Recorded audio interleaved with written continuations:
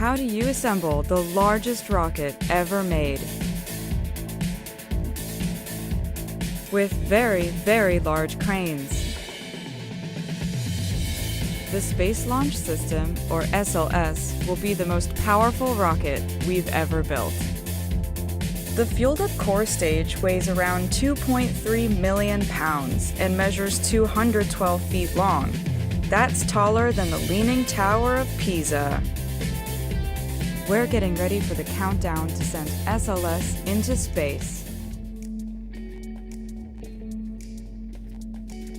We have only one shot to get everything stacked up right.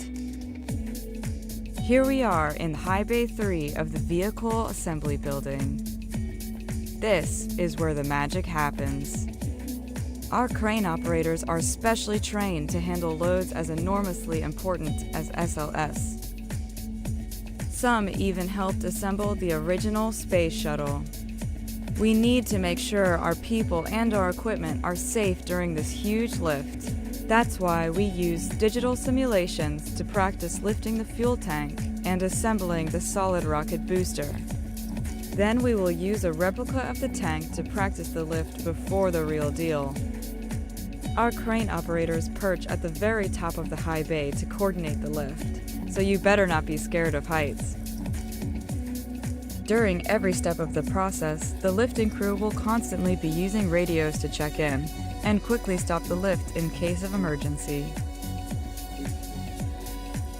And as you can see, it's going to be a huge rocket with a lot of huge lifts. When the dress rehearsal is over, it will finally be time to stack the actual rocket. Will all that practice pay off? You bet.